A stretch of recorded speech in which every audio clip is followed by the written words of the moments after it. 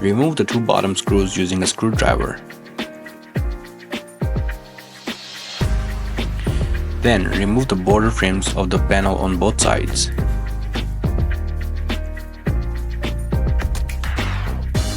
Afterwards, remove the two screws on each side that secure the panel.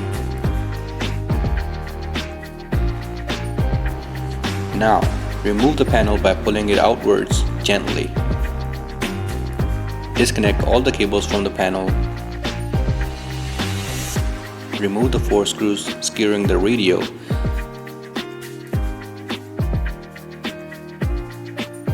Unplug all the cables after taking out the radio.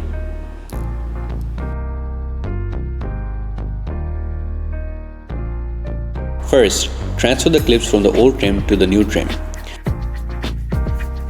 Next, remove the cables from the old air conditioning control panel and connect the new cables.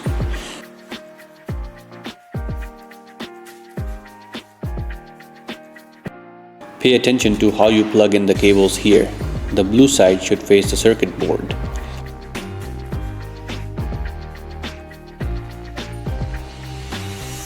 Then install on the new radio and secure it by protective cover.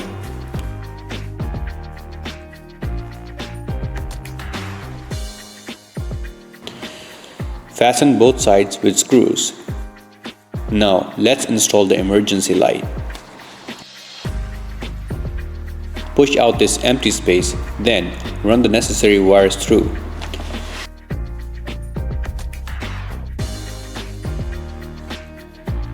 Connect the emergency light switch and then reinstall it.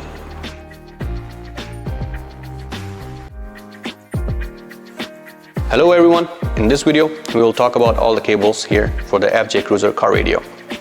First, let's talk about this cable bundle here. This cable bundle has multiple cables, some for amp, some for emergency light, some for power cable, and some of them is used for the CAN bus information. Let's keep the emergency light on side. And first and foremost, let's plug in the power cable. Power cable goes here. Okay, after the power cable, let's talk about car radio. If your car radio has this kind of cable, you just plug in the original car radio cable here. But if your car radio has this kind of cable, you just plug in the original car radio cable here and then put this one and plug it here. Okay. Then we have the CAN bus information cable here. This cable goes here. CAN bus information cable has this part here. If your original car has this kind of plug, you just plug it in here. But if it does not, we have this cable here and you just plug it in here and use this plug instead. Okay. For the CAN bus information, we also have this part here, this small cable, which plugs in here. Pay attention to it. We must plug these cables in. If we do not, then we won't be able to use steering wheel controls or some other functions. Now here we have another stripe. This is for air conditioning panel. And we have this port here. This is also for air conditioning panel. Okay. Here we have amp, aux R and aux L. We will connect this later in the RCA cable. This is for the JBL. If your car comes with the JBL, you need to plug in these two cables. If your car does not come with the JBL, you need to plug in these 3 cables. Note that these are for the power. Okay, now let's take a look at the RCA cable.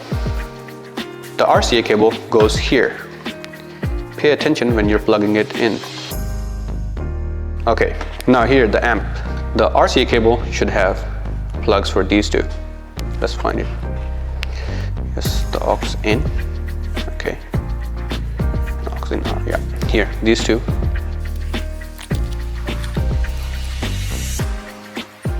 the original plug goes here. Original car's plug goes here.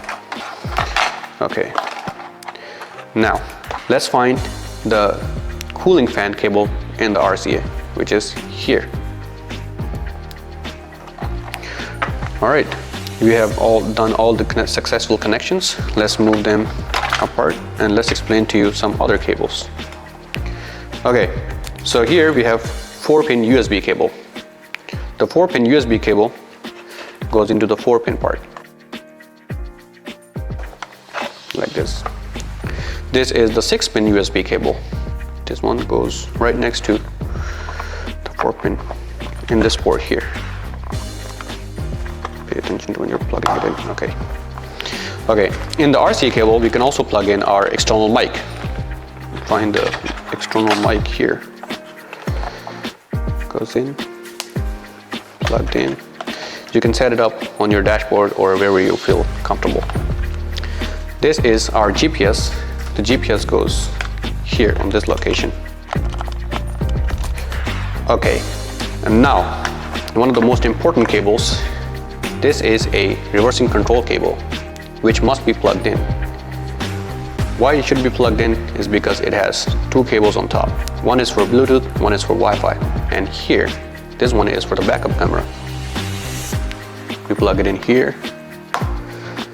And then here we have our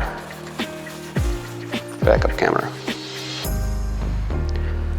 With backup camera, we get another bundle of cables here. It also has multiple plugs inside, which we will show you now.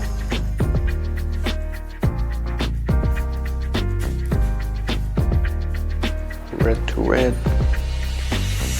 yellow to yellow here. Okay, once we have done that, we have a port here.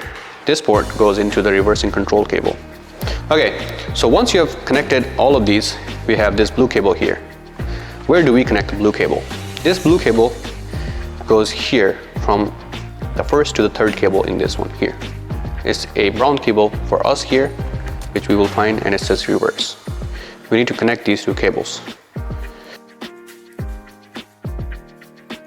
Once you've done that, you will have a backup camera connection.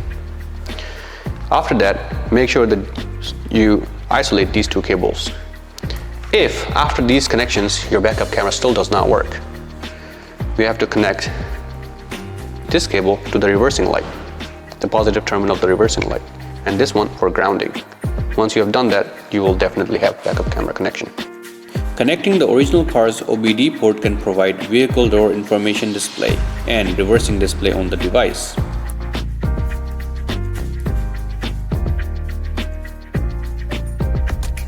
Finally, plug in this connector.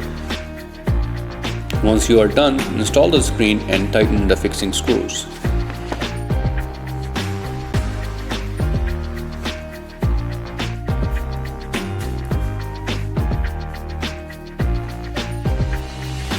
Install the side trim pieces and then tighten the bottom fixing screws.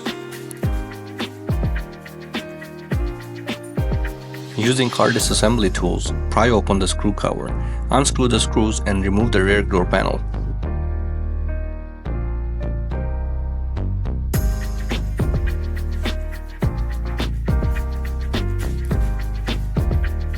As shown in the video, to install the camera using method 1, you will need to connect the camera's power supply to the positive and negative terminals of the reverse light. We recommend that entire wire being arranged in this manner. Note, if your car model is from 2014 to 2022, you don't need to connect the reverse light. You only need to connect OBD port. We recommend that when installing a reverse camera, the wiring is arranged from the rear of the car to the front. Now that we have installed everything, let's test the features. First, let's check if the emergency lights are working properly. As you can see, they're displaying and working correctly. Here, the center knob adjusts the media volume. It's working as expected. By pressing the center knob, it activates mute mode.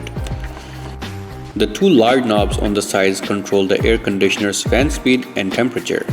Pressing them allows you to switch between controlling the temperature and the fan speed. And now, plug in the power cable. Once the air conditioner is turned off, you can only turn it back on by rotating the knob. In the video and music section, local video playback is supported. Exiting will automatically minimize the playback window. The system supports split screen operation for apps, DSP audio effects adjustment,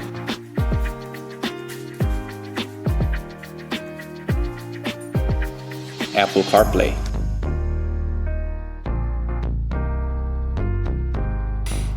In the car selection option, if your car model is not selected correctly, when using the air conditioning function, you may experience issues like hot air blowing when you try to lower the temperature or cold air blowing when you try to raise the temperature.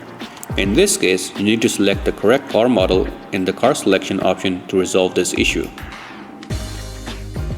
Thank you for watching the video. We hope you like this product.